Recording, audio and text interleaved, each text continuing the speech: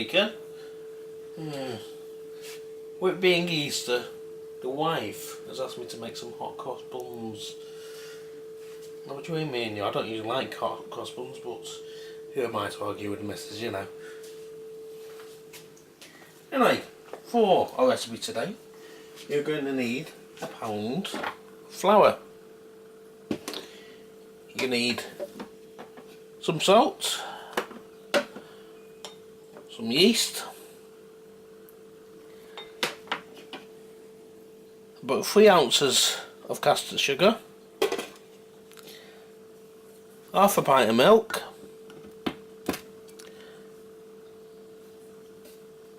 some cinnamon, some nutmeg, about 5 ounces of sultanas or currants, whichever you got in, about 2 ounces of margarine,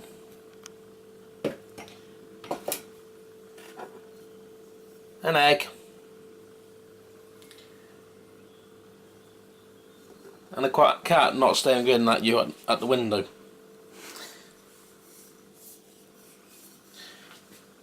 Right, to begin with, I'm going to get an old mixing bowl. I'm going to sieve this through. This, as you can imagine, will go in stages, but what you want to do with the first bit, just put in some salt, then sieve that through. There's a pound of flour near enough.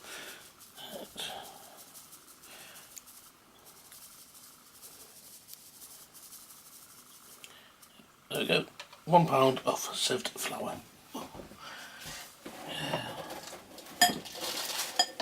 Okay, you just love cooking. I know I do. Anyway, 1 pound of sieved flour. And what we're going to do, just going to get a little glass and a teaspoon.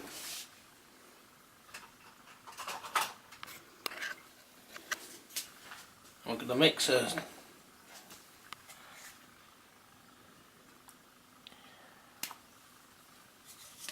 couple of teaspoons of yeast,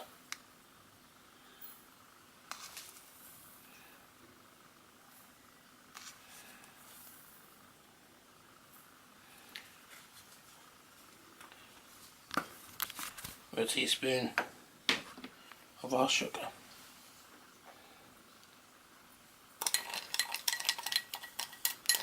Just mix that together.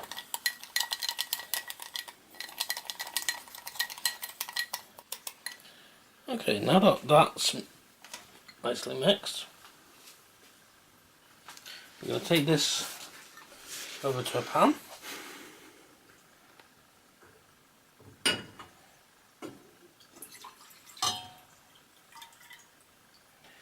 And just put this on the low heat.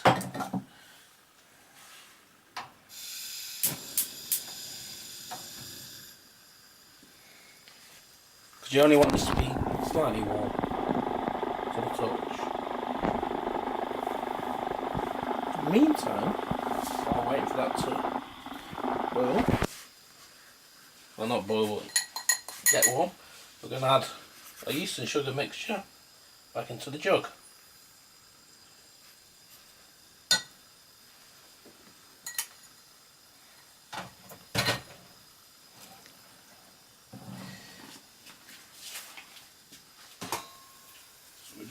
As I said, we just want this to be slightly warm, not too hot.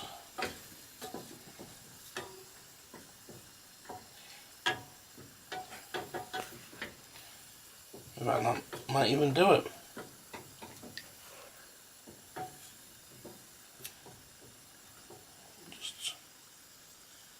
Yeah. You can just about feel it on the back of your hand, then it's probably done. So we'll pour that back into our mixture.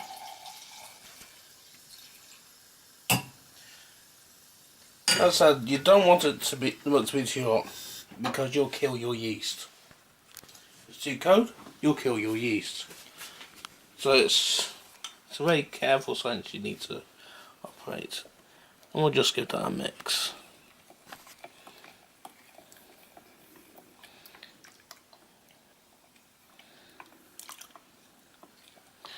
Okay.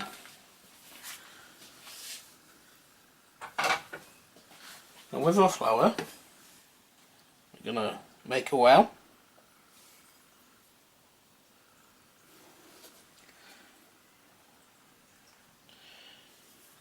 And then our yeast mixture goes into the well.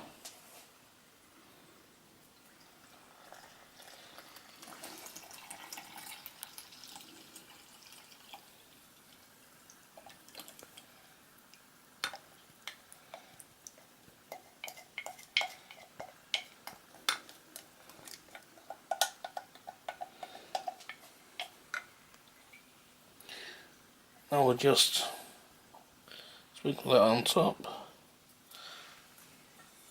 Give a bit of a stir. So about these jump cuts, we're having a bit of a disturbance in the neighbourhood in which we live.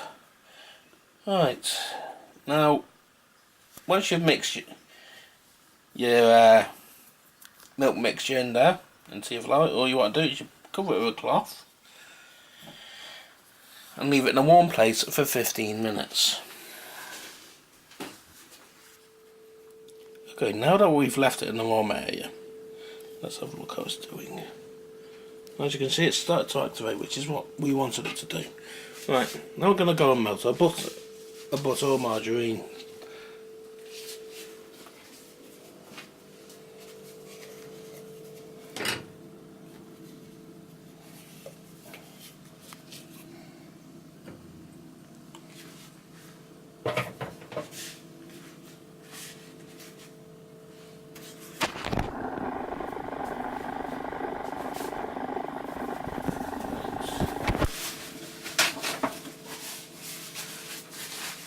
Let's just melt this.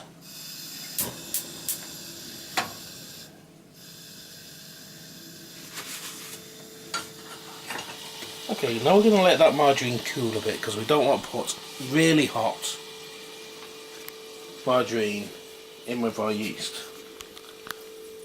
But this is the point where we get the rest of our ingredients. We're just going to basically put these in.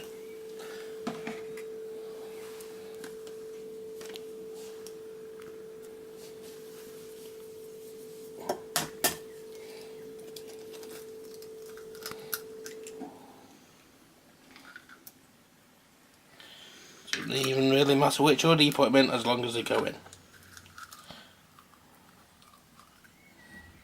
At this stage.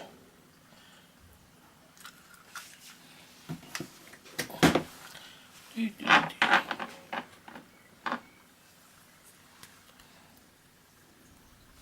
of cinnamon, bit of nutmeg. You know, with these sort of things, it's usually to your own personal taste, but bit of sugar. What's left of our sugar? The remainder of our sugar. And of course, we've gone to all the time and effort melting it.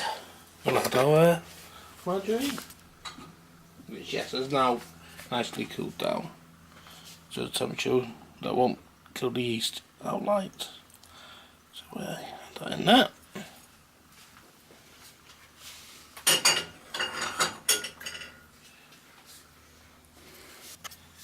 And we stir all of this together.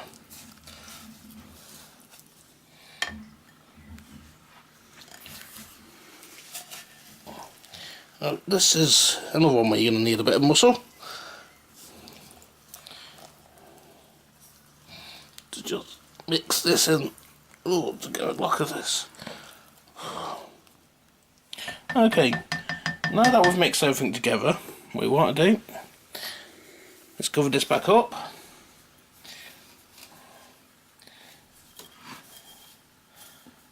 And leave this for an hour in the very hot place that you left it for the 15 minutes. Only he has said you want to leave it for an hour. Okay, now that we've given that time to rise, let's see if it's done the job. Now look at that from when we put that in to one place, eh? Look at the size of that. Now, I think it might be a wise idea for me to fly my hands at this point.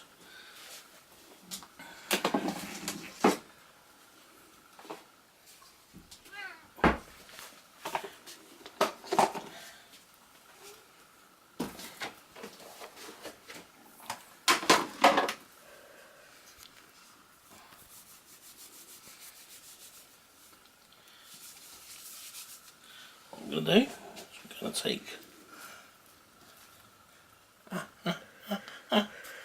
5 minutes. Okay, this is a bit warmer than I was ready for, so I'm going to have to think of another way of doing this.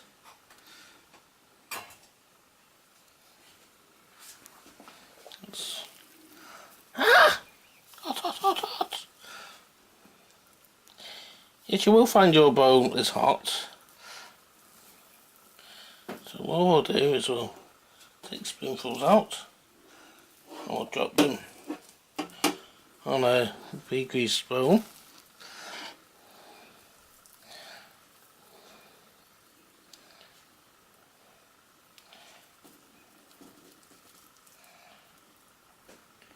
Now, that may all be well and good, so how do you get the crosses in your hot cross buns? Well, that's simple enough. What you do is you get a knife and you just cut the crosses in the middle. Right, so I've tried to follow the old recipe book as best as I possibly can. We'll end up with buns if nothing else. Let's put it that way. I'm going to put these 4 on the top for about 15 minutes. Your oven's going to be at a gas mark 8. As per usual. Here come the conversions. I'll put the one with the 4 on the top shelf and the other one's on the 6. The reason I'm putting the less on the top is because there's a little for me to try later on. And we're going to leave them to cook for about 15-20 minutes. Okay, we put them in about 15 minutes ago. Let's see how they'll turn out. Ooh. I think my wife's going to enjoy the top ones. They're a bit well done.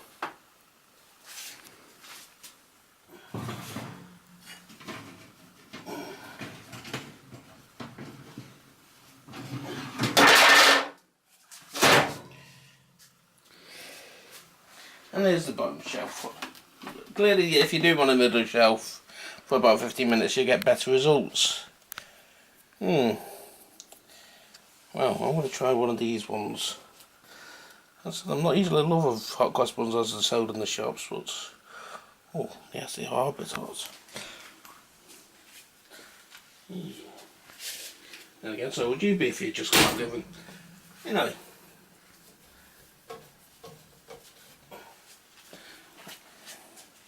Let's try one of these.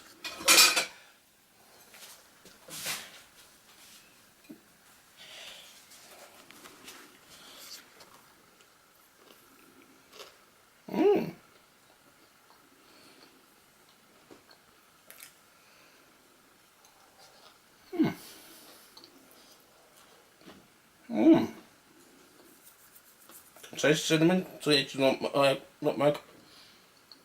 Salad tastes nice in it. Nice.